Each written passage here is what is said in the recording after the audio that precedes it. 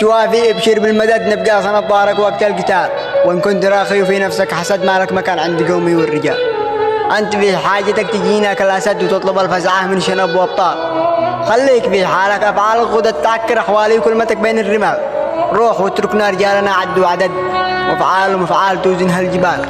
يا من تخن عرضك من أجل النقد تفكر القامات قبل ما تطلع جبال. ونسيت نفسك وما عندك سند ما لك وقت الشدائد في وصال.